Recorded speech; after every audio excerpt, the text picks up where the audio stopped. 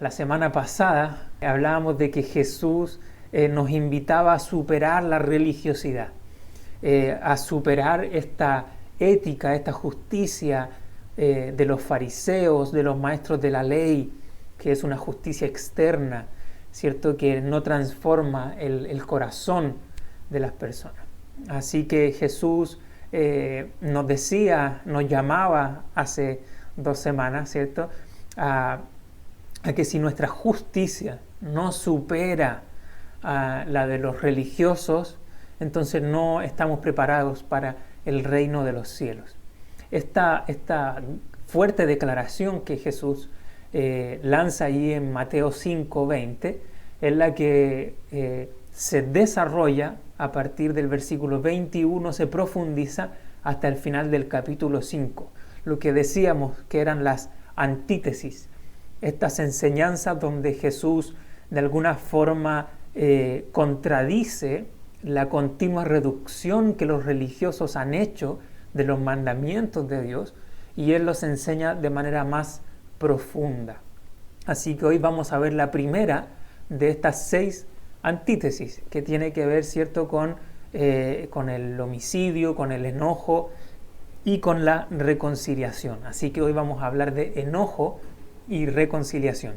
Antes de entrar a nuestro texto, quisiera que notáramos una estructura que hay dentro de estas antítesis. Lo que vemos es que primero Jesús cita una parte de la ley del Antiguo Testamento con esta frase: oíste que fue dicho, ¿cierto? Luego de esta introducción que hace Jesús del mandamiento, Él plantea cómo los fariseos, los maestros de la ley, han interpretado esto, cómo se interpreta en el primer siglo. Obviamente esta interpretación es reducida, ¿cierto? Es un empobrecimiento de lo que la ley nos quería decir. Y luego de esto Jesús entonces nos plantea una interpretación autorizada, una interpretación verdadera, genuina de lo que la ley quería de nosotros. Así que esta es un poco la estructura que vamos a ir viendo en esta serie de enseñanzas que siguen. Partamos hoy entonces por la primera antítesis, que va del versículo 21 al versículo 26. Veamos lo que dice el versículo 21. Dice aquí el Señor: ustedes han oído que se dijo a sus antepasados, no mates, y todo el que mate quedará sujeto al juicio del tribunal. Lo que Jesús está haciendo aquí es citar el 6º mandamiento. Este 6º mandamiento ocupa una palabra allí en el hebreo que tiene que ver con una estrecha relación con el homicidio premeditado, ¿sí? Cuando una persona planificaba quitarle la vida a otro por causa de, ¿cierto?, una rencilla, un odio, un enojo. Y este mandamiento fue totalmente aborrecido en el Antiguo Testamento por causa de una ofensa en contra de la imagen de Dios puesta en nuestro prójimo, ¿sí? El asesinato, el homicidio planificado no era solamente una ofensa en contra de otra persona, en contra del prójimo, sino que el Antiguo Testamento nos muestra que esto significaba una ofensa contra Dios mismo, quien había puesto su imagen en nuestro prójimo. Así que esto tenía una importancia, una relevancia. El daño que era provocado por medio del homicidio planificado era de una ofensa tremenda en contra de Dios, aparte de nuestro prójimo. Había allí una relación vertical entonces que era dañada entre el asesino y Dios mismo, quien es el dueño de la vida y quien define a quién da la vida y cuándo la quita. Entonces hay una ofensa allí fuerte contra Dios en quienes desarrollaban un asesinato o un homicidio. Sin embargo, si ustedes se fijan en cómo los fariseos habían reducido este mandamiento, dicen: no mates porque quedarás sujeto al juicio del tribunal. Los fariseos lo que hacen es linkear al tiro este acto esta conducta del homicidio con un castigo delante de los hombres. Es lo que yo le llamo una reducción de la conducta castigo. Es decir, los fariseos enseñaban: no asesines, no cometas homicidio, porque tendrás que enfrentarte a un castigo, el castigo del tribunal. Es muy interesante esta reducción que hacían los fariseos de este mandamiento, porque la conducta o la lógica de la conducta castigo reduce el mandamiento de Dios en dos formas, creo yo. La primera reducción es una reducción a lo externo, es decir, al acto, a la conducta de cometer homicidio. Da lo mismo lo que pasa en tu corazón, ¿sí? Lo que importa es que no llegues a cometer el acto, que no llegues a cometer el hecho del homicidio. Lo que importa es la conducta externa. Pero por otro lado, también hay un temor a un castigo de los hombres, ¿sí? Dicen: no mates porque serás castigado por los hombres. Pero aísla el mandamiento completamente de nuestra relación con Dios, quien es el dador de la vida, ¿sí? Da lo mismo si ofendiste a Dios, da lo mismo si te enfrentas al juicio de Dios. Lo importante es el juicio de los hombres. Es la lógica de la conducta castigo. No hagas esto para no sufrir este castigo. No es una ética del temor de Dios, no es una ética de cuida tu corazón, sino es una ética de cuida tu conducta porque serás castigado por los hombres. Esta lógica se puede ver muy bien en los fariseos y en los maestros de la ley en el Nuevo Testamento. Ellos no cometían homicidio, ¿cierto? Entonces se creían justos, pero en su corazón estaban llenos de odio, ¿sí? Estaban llenos de rivalidad en contra de su prójimo. Y los fariseos, a los ojos de los hombres, tenían obviamente una conducta intachable, eran piadosos, eran justos. Pero delante de Dios, Jesús los acusa constantemente de hipocresía e incluso les dice: ustedes son hijos de Satanás. Entonces, esta lógica de la conducta castigo que planteaban los fariseos es la que Jesús viene aquí a contradecir. Porque Jesús lo que nos está invitando no es a abstenernos de una conducta para evitar el castigo de los hombres. Lo que Jesús nos invita es a cambiar nuestro corazón para poder vivir vidas justas delante de Dios o en temor a Dios. Así que Jesús nos plantea este mandamiento en una nueva lógica, que es la que vemos en el versículo 22. Fíjense lo que dice el versículo 22. Dice: pero yo les digo que todo el que se enoje con su hermano quedará sujeto al juicio del tribunal. Es más, cualquiera que insulte a su hermano quedará sujeto al juicio del consejo, pero cualquiera que lo maldiga quedará sujeto al juicio del infierno. Es escandaloso lo que Jesús nos plantea, porque Jesús nos dice que incluso antes de nuestra conducta, incluso antes de cometer algo malo, si ya hay enojo en tu corazón, si ya estás anidando, alimentando rencor en tu corazón, en lo interno, ya eres culpable de juicio. Es tremendo lo que Jesús nos plantea, porque es una justicia mucho más estricta, ¿no? No solamente nos llama a cuidar nuestra conducta, nos llama a cuidar lo que pasa en nuestro corazón. Dice: si ya hay enojo, si ya estás alimentando rencor, si ya estás alimentando odio contra uno de tus prójimos, ya eres culpable delante del tribunal. Y lo interesante que nos muestra Jesús también en este pasaje es que debemos cuidarnos de alimentar estos odios, porque ellos escalan muy rápidamente hasta llevar nuestra vida al mismo infierno. Dice que cuando tú alimentas el odio en tu corazón, entonces terminarás insultando a tu prójimo, porque ese insulto nace de lo que está en tu corazón, y después se terminarás maldiciéndolo, ¿cierto? Esto escala desde lo que está en nuestro corazón, que llega a nuestra boca, en lo cual terminamos maldiciendo. Aquí la idea de maldecir era de despreciar absolutamente al otro, es decir, que no hay motivo para que sigas vivo, tu vida no sirve de nada, no tiene ningún propósito. Y dice Jesús que cuando ya cometemos esta maldición, ya hemos sido culpables del infierno, de este infierno de fuego. Lo interesante de este pasaje y esta alusión al infierno de fuego es que ya sobrepasa a los tribunales humanos, a los cuales tanto les temían los fariseos, ¿no? Nos lleva a un tribunal que es divino, que es delante de Dios.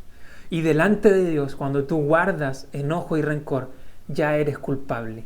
Da lo mismo si los tribunales humanos, si el tribunal penal no te juzga por tener odio en tu corazón, pero delante del tribunal más importante, que es Dios, tú ya eres culpable de juicio eterno. Así que para Jesús no basta con cuidarnos de llegar a una conducta, a un acto escandaloso como el matar a otra persona. A Jesús le importa lo que hay en el corazón. Y es muy interesante esto porque ciertamente hay muchas personas que guardan rencores, que guardan odios, pero que por su búsqueda de decencia no están dispuestos a enfrentar un tribunal, ¿sí? Porque ¿cómo yo voy a llegar a eso y enfrentarme a la vergüenza de tener que ir a un tribunal a pagar por un hecho tan denigrante como es un asesinato, como es un homicidio? Yo no me voy a exponer a eso de ir a un tribunal, porque yo soy una persona más decente. Entonces, ¿qué hacemos como personas más decentes? Guardamos nuestros rencores, nuestros odios, nuestros enojos en nuestro corazón. Es lo que algunas personas determinan, ¿no? De que, ¿qué tenemos que hacer con el enojo? Bueno, sé una persona mesurada, sé una persona decente, que controla su enojo, que controla su ira y que no la lleva hacia las últimas consecuencias, sino que la controla. Hay que tener cuidado con eso, porque Jesús nos dice, la justicia a la que yo lo llamo no es ser personas mesuradas, no es ser personas que retienen su enojo en el corazón para no llevarlo hasta otras consecuencias. Para Jesús, el guardar ese enojo en tu corazón ya es injusto delante de Dios. Ya no cumples con la justicia del reino de Dios. Así que la clave no está en ser mesurados para retener nuestro enojo en nuestro interior. La clave es despojarnos de nuestros enojos, que nuestro corazón, que nuestro interior esté libre de enojos y de rencores contra nuestro prójimo. Así que Jesús pasa a darnos dos imperativos respecto a cómo despojarnos o cómo lidiar con nuestros conflictos, con nuestros enojos, con nuestro prójimo. Fíjense lo que dice el primer ejemplo que Jesús nos plantea aquí con un imperativo en los versículos 23 al 24.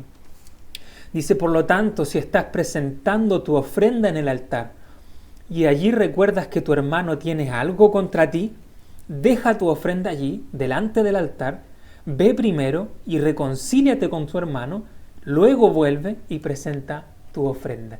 Este es el primer imperativo que Jesús nos presenta en el contexto de una ofrenda donde un judío va al templo a presentar un sacrificio delante de Dios. Y este ejemplo que Jesús nos entrega me hace mucho sentido con aquellas personas que tendemos a rehuir de los conflictos, ¿sí? Hay personas que rehuimos, que no nos gusta enfrentar el conflicto, que no nos gusta señalar aquello que nos ha molestado, que está mal. O también no nos gusta enfrentar aquellas cosas que nosotros hemos hecho mal. Y aquí Jesús nos plantea esto en este ejemplo de una persona que ha cometido un acto negativo, un acto de ofensa contra un hermano, pero que en vez de afrontarlo, que en vez de solucionarlo, él sigue haciendo su vida y de hecho sigue adorando al Señor. Es muy, muy interesante el ejemplo que nos da Jesús aquí de este judío que va al templo para adorar al Señor, rehuyendo del conflicto. De hecho, esta frase que dice Jesús ahí, si un hermano tiene algo contra ti, eso significa que esta persona que está aquí en el templo es la culpable y que en vez de solucionar esto, ha pospuesto solucionar su conflicto por cosas más importantes, decía él, ¿no? Esta lógica de que estoy adorando al Señor, hay cosas espirituales que son más importantes que solucionar un conflicto con un simple mortal. Es interesante cómo Jesús desnuda nuestras hipocresías, desnuda, ¿cierto?, nuestra falta de integridad, porque cuántas veces nosotros mismos no hemos seguido esta misma lógica de descuidar nuestros rencores, enojos, nuestra relación, nuestros conflictos con nuestro prójimo, posponerlos para justificarnos diciendo que hay cosas espirituales, que estoy sirviendo al Señor, que estoy sirviendo a la iglesia y que esas cosas son más importantes ahora que solucionar el resto de las otras cosas. Para Jesús esto no es así en absoluto. Jesús le dice, no, deja ese sacrificio ahí, olvídate del altar, ve primero y soluciona el tema con tu hermano y luego vuelve a solucionar esto. Jesús no sigue esta lógica de separar, de disgregar mi relación con Dios y mi relación con mi prójimo. Para Jesús ambas cosas son importantes, ambas cosas le interesan a Dios, ambas cosas son parte de mi adoración a Dios. De hecho, el Antiguo Testamento nos planteaba algo muy fuerte. El Antiguo Testamento nos dice que Dios no oye las oraciones de aquellos que oprimen o aquellos que atacan la vida de su prójimo. Y el Nuevo Testamento también nos plantea algo similar. Más adelante Juan, el apóstol Juan, nos dice que no se puede amar a Dios al mismo tiempo que aborrecemos a nuestro hermano. Ambas cosas están de la mano. Por tanto, para Jesús es muy importante que nuestra relación con nuestro prójimo, que nuestros conflictos estén solucionados antes de venir a darnos la de espiritual delante del Señor, adorándole y cantándole y haciendo como si está todo bien delante del Señor. Para Jesús eso no es así. No podemos rehuir a nuestros conflictos con nuestros hermanos bajo pretexto de atender las cosas espirituales. Pero hay otra cosa más que nos plantea este ejemplo. Nos dice que ese conflicto debemos ir y reconciliarlo de manera pronta, de inmediato. Si había algo importante en la espiritualidad, ¿cierto?, de Jesús, era nuestro culto a Dios, son nuestro tiempo de adoración con Dios. Eso era importantísimo para Jesús y para cualquier judío.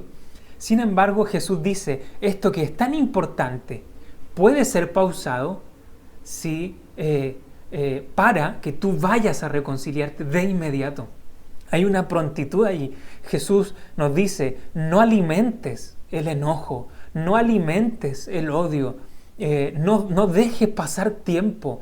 Ve y soluciona esto de inmediato. Adorar a Dios es importante, pero si tú estás enojado con tu hermano tiene algo contra ti, es importante que vayas de inmediato y lo soluciones. Hay un tema aquí de la prontitud. Jesús no nos permite guardarnos enojos por mucho tiempo. No nos permite dejarlos aquí en el corazón, anidando nuevos sentimientos de enojo. Así que para Jesús no podemos rehuir de nuestros conflictos. Debemos ir y atenderlos de manera pronta. Y hay muchas formas en que podemos rehuir nuestros conflictos, ¿no? Algunas personas tienen la tendencia a hacer como que no ha pasado nada. En buen chileno, a hacerse los locos, ¿sí? Y no ha pasado nada y seguimos con nuestra vida sin darnos cuenta de que estamos alimentando el odio en aquella persona que le hemos hecho daño. Pero también podemos rehuir de nuestros conflictos sin querer enfrentarlos, sin querer reconciliarnos.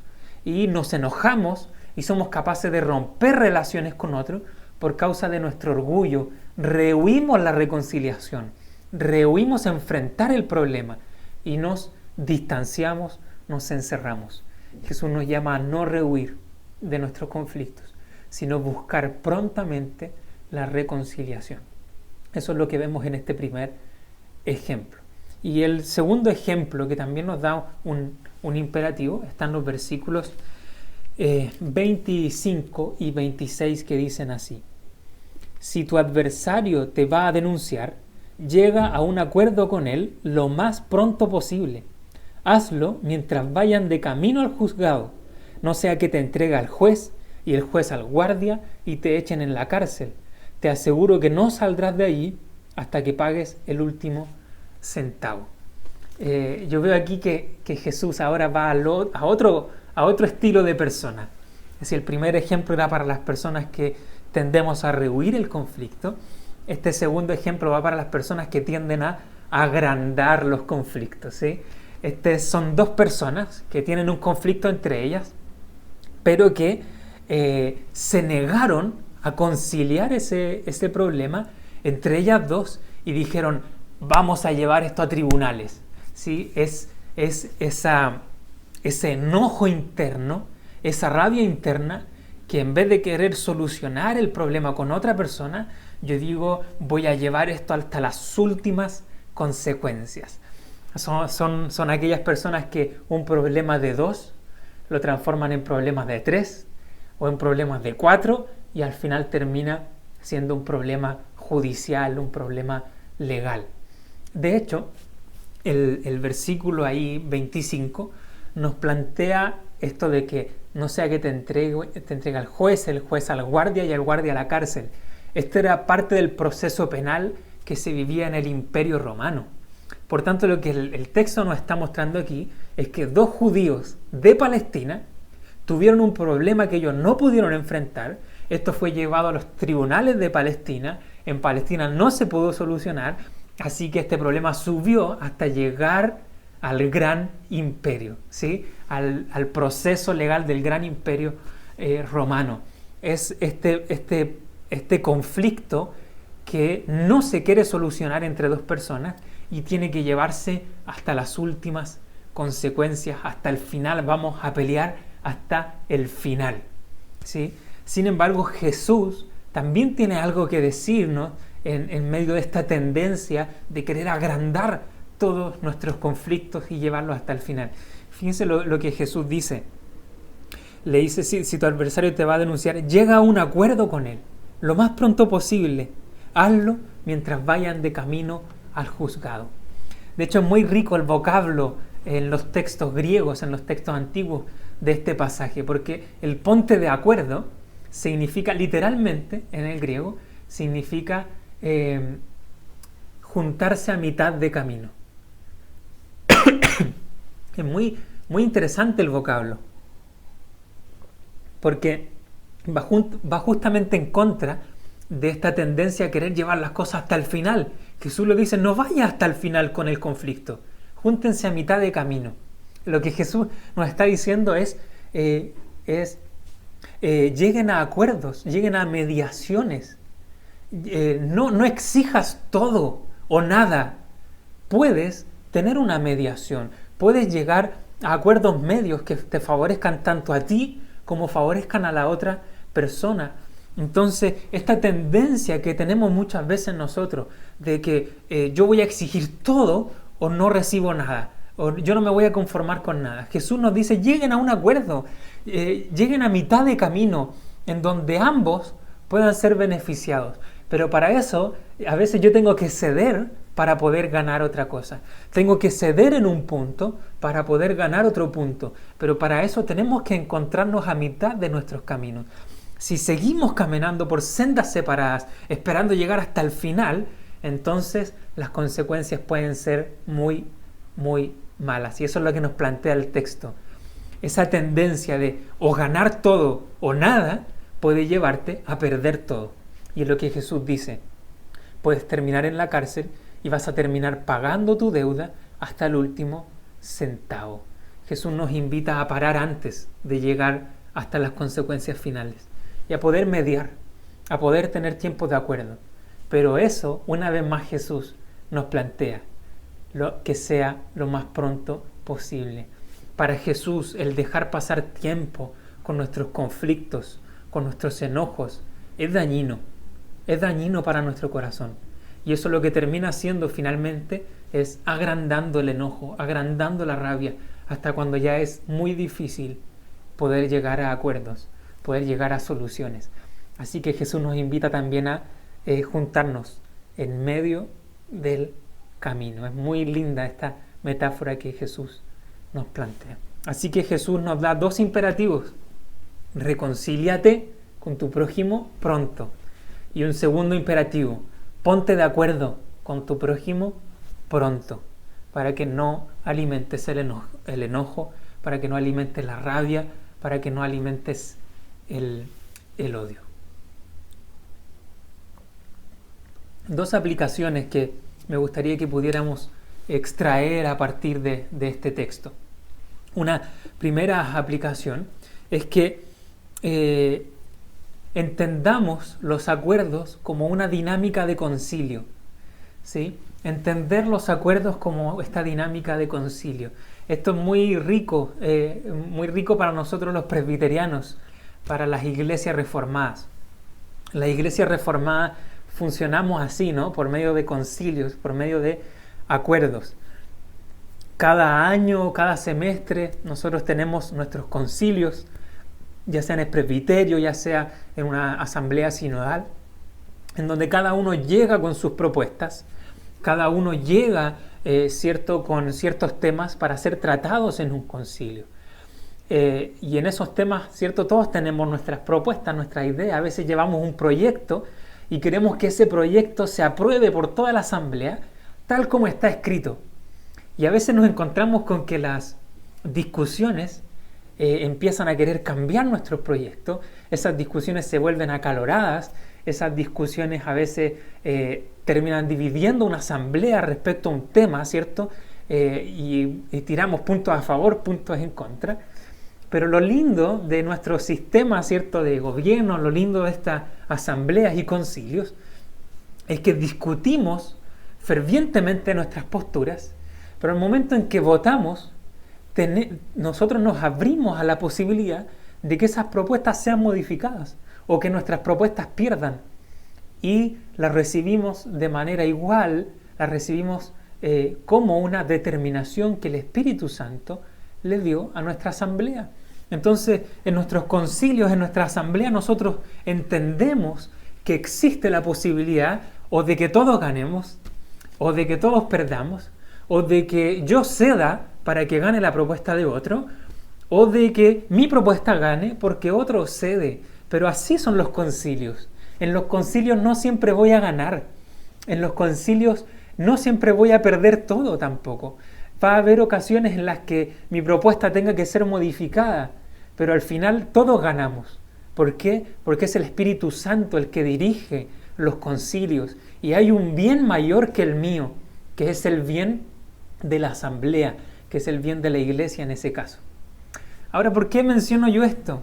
Porque creo que esta es la dinámica que nosotros debemos llevar a nuestras relaciones personales también, a nuestras relaciones matrimoniales, a nuestras relaciones con la familia, con los hijos, con los cercanos, con nuestros amigos. Jesús nos invita a ponernos de acuerdo. Jesús nos invita a la dinámica del concilio, a encontrarnos a mitad de camino.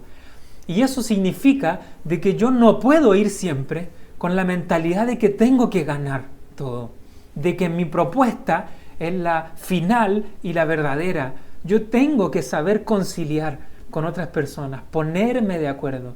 Y para eso necesito estar dispuesto a entender de que hay veces que ganamos todos, hay veces que perdemos todos, hay veces que yo cedo para que gane el otro y hay veces que yo puedo ganar porque el otro cede. Pero así son las dinámicas del concilio y Jesús nos invita a practicar estas dinámicas en nuestras relaciones personales, a encontrarnos a mitad de camino para poder dialogar y encontrar un beneficio mutuo. Y para eso se necesita diálogo y temor de Dios, que es lo que dirige nuestras asambleas. Y así como nuestras asambleas son dirigidas en oración, en búsqueda del Señor, así también nuestras relaciones personales, nuestros conflictos deben ser solucionados en oración y con temor al Señor, no buscando mi propio bien, sino buscando también el bien de mi prójimo.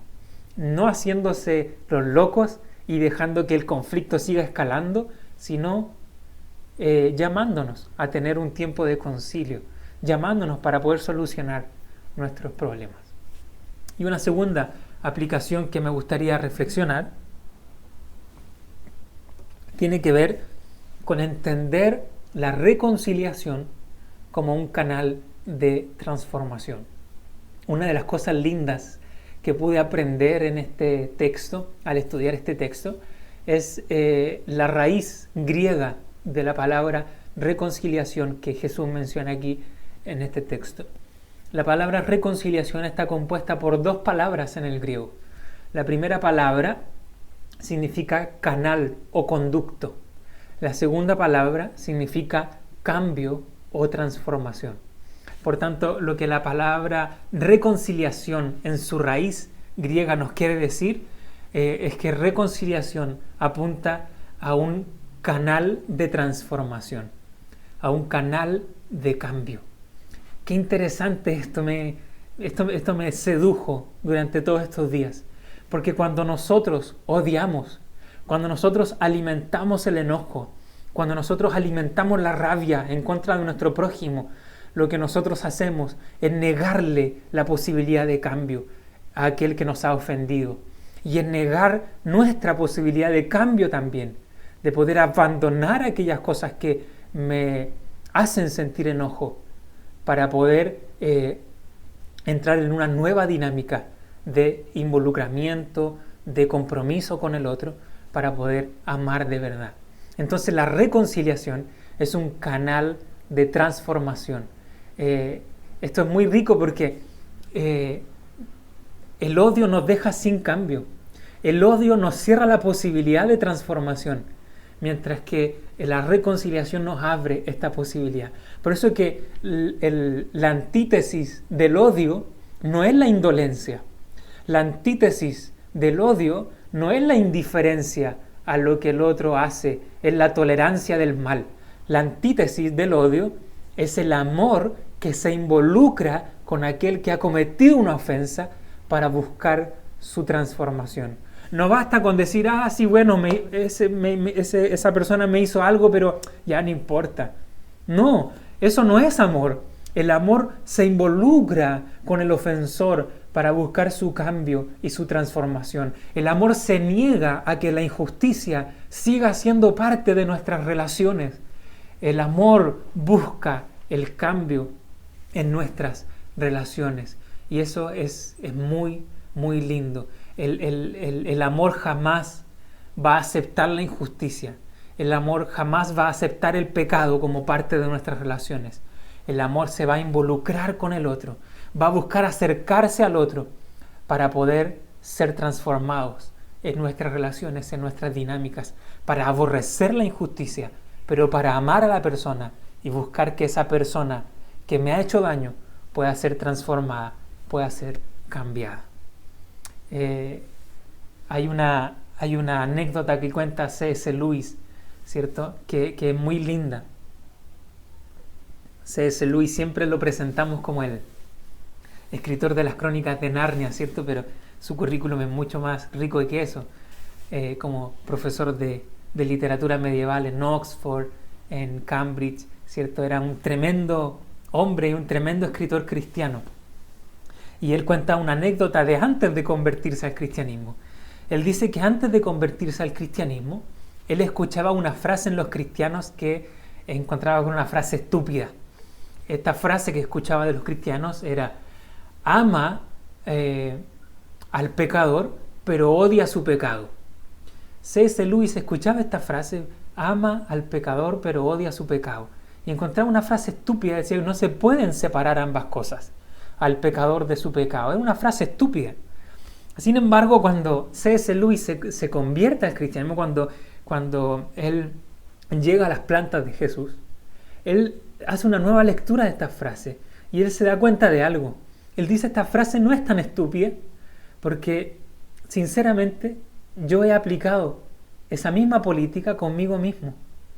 C.S. Lewis dice: cuando yo miro mi corazón, examino mi conducta, examino mis hechos, examino mis palabras, Yo me odio a mí mismo en muchas ocasiones. Yo aborrezco lo que hago. Aborrezco las estupideces que hago. Aborrezco mis errores. Aborrezco el daño que le hago a otras personas. Yo odio eso. Pero al mismo tiempo me doy cuenta, dice C.S. Lewis, que yo me amo a mí mismo. Y porque me amo a mí mismo, yo me doy otra oportunidad. Y me digo, bueno, tengo que cambiar esto que estoy haciendo mal. Tengo que darme otra oportunidad para poder mejorar.